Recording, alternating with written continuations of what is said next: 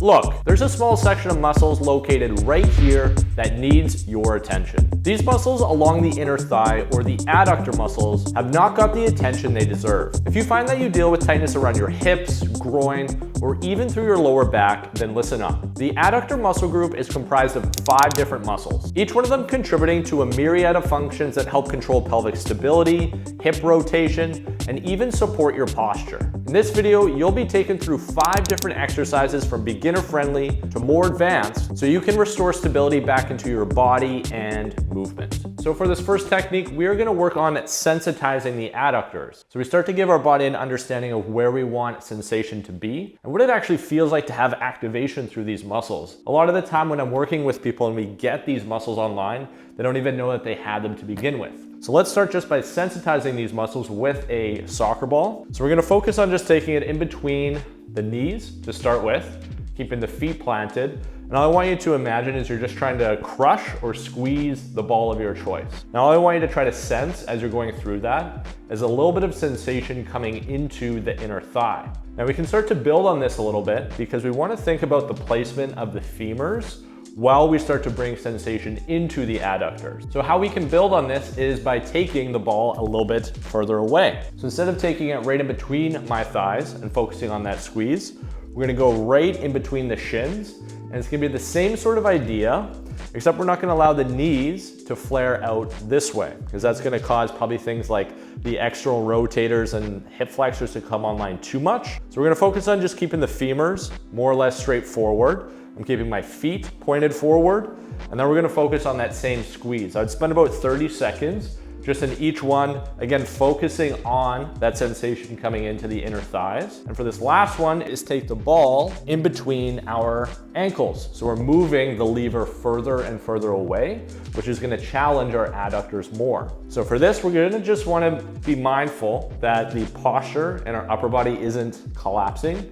We will want to stay upright, so if you need to support yourself on the chair, then you can definitely do so. And we're initially going to start with just a squeeze of the ankles, again, with not allowing the knees to collapse inward too much. We're going to try to keep them relatively just straight out from our hip joint. And if you can keep the femurs more or less straight forward as you're going through this squeeze, you'll really notice the adductors and the inner thighs get challenged in a big way. Just for fun, if you want to build on this one last time, which I know this is a lot, you can actually lift your feet off the ground and you can focus on that same sort of squeeze, same sort of alignment through the femurs and the upper body. If you hold that for 30 seconds, you're going to notice that your adductors are pretty cooked. And that's going to be perfect for the next exercises that we're going to be moving into. All right, for our second exercise, we're going to come up against the wall and we're going to come into a side lying position like so. And what we're going to do from here is just get our feet about hip width apart. With our top leg, we're going to have that in a soft bend. So I'm not going to be locked out. We're going to try to bring the knee into a soft bend and we're going to try to maintain that soft bent position. That is going to be really important because we're going to start to work on challenging really both adductors here and our hip stability from this side lying position by taking our bottom leg off the wall. Now, once my bottom leg is off the wall, some things that we're going to want to be mindful of is that the top knee doesn't extend and that the bottom leg doesn't go into an external rotation, because this will be the external rotators wanting to overcompensate and not have the adductors linked to this motion. So what we're going to work on here is bringing our right leg up while we just bias slightly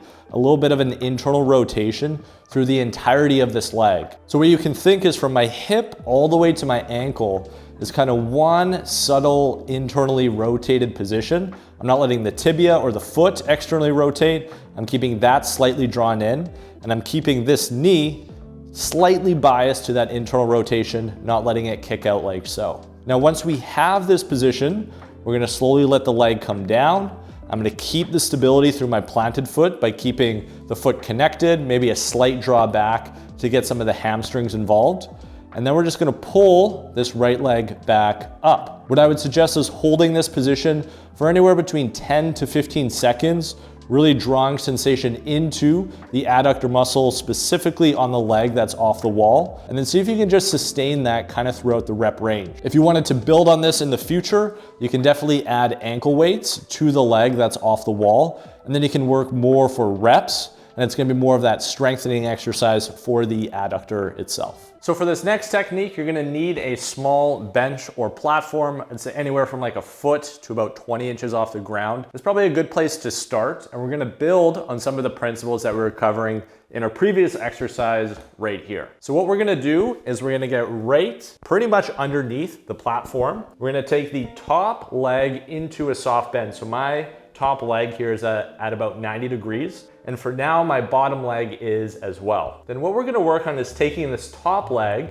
driving it down into the stool or the small platform. And we're gonna start to lift our hips off the ground, and we're gonna come almost into this side plank position. If you wanna have a reach here, you certainly can as well. And all we're trying to do is keep the hips relatively lifted and shifted towards the ceiling off this top leg. Then what we can start to do from here is with our bottom leg, we can straighten that out, very similar to what we were working on in our previous exercise, making sure that it's not going into that excess of external rotation. So we'll keep that neutral. If you've watched any of my rib flare exercises, this should be a pretty common position for you. I can feel my left oblique is really starting to activate. And then what we can do is we can reset down. I might hold that for about 15-20 seconds. Give myself a short break at the bottom, and then I can come back to that top position with a hold.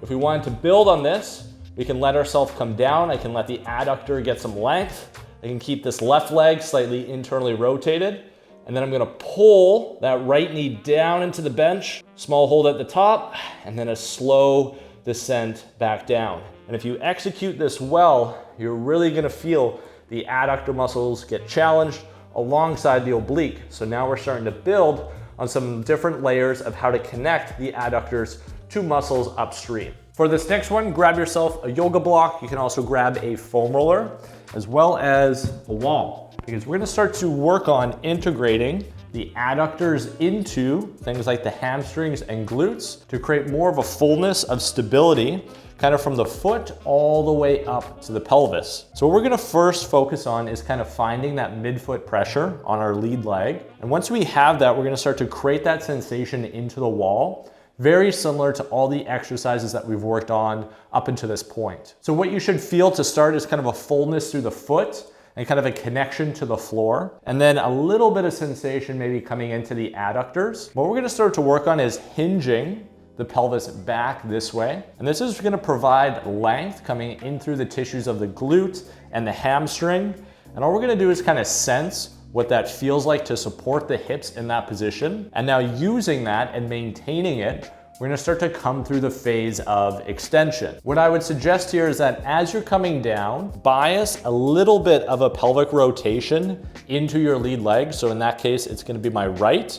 I'm gonna maintain the pelvic rotation to my right until I get to the very end phase of extension. You'll really feel the tissues of the glute max, the adductor, and the hamstring get challenged here. And we're really trying to create that fullness of pelvic stability through the hips to then drive us through extension as well as sit us back into that deep phase of flexion. Now, if you're new around here, we don't only do corrective exercises. We want to start to look at how this starts to link dynamically to movements. And if you've been around the channel for a while, then you know what we're getting into. We're gonna get into some rhythm and some fluidity. So what we're gonna do is build on all the elements of the adductor exercises that we have done up until this point, and we're gonna start to link them in a more rhythmic way. Why do we do this? Because when we go through motion in a day-to-day basis, ideally there should be some aspect of rhythm to it. So what you're gonna wanna grab is a basketball, soccer ball, medicine ball. If you really wanna challenge yourself, that works great here as well. I'm gonna be talking while I'm doing this, so I'm just gonna use a basketball. What we're gonna do is take our left leg in front of us. You can also start with your right, but I'm gonna start with my left leg in front. And what we're gonna first focus on is a pivot from the back foot coming into about a half lunge. So all I'm gonna do is pivot off this back leg. I'm gonna take a half lunge coming forward. We're just gonna kind of build the coordination around that. Once we have the coordination element, grab the tool of your choice and we're gonna start to incorporate some rotation through the upper body. So I'm gonna rotate away from my lead leg. Ideally, we're not gonna let this cave in or go into too much of a internal rotation. I'm gonna keep that neutral, and then I'm gonna swing my arms, pivot off the back foot, and rotate over the lead leg. Again, we're gonna try to work through this in a pretty dynamic way. If you've seen my thoracic rotation video, then the shoulder and upper body motion shouldn't be that unfamiliar to you in this position. And what we're gonna be trying to maintain, or really just sense as you're going through this, is a connection to this adductor. So as I rotate into it, there's a connection coming into the adductor. I'll maintain a little bit of that as I move away. That's where I get my length. And then I can kind of pull off that lead leg to take myself back through the rotation. I would work through this for anywhere between 14 to 16 reps. Let yourself really dynamically get into it. If you're using heavier weight, then 8 to 12 will definitely suffice. Our adductors play an imperative role in our day-to-day movement. Whether you're walking, climbing a mountain, or just taking a side step, the adductors are at play. The adductors are only one piece of the puzzle, however. So if you want to learn how to improve your body awareness and overall movement, take YouTube's recommendation and watch another video I did on the body right here.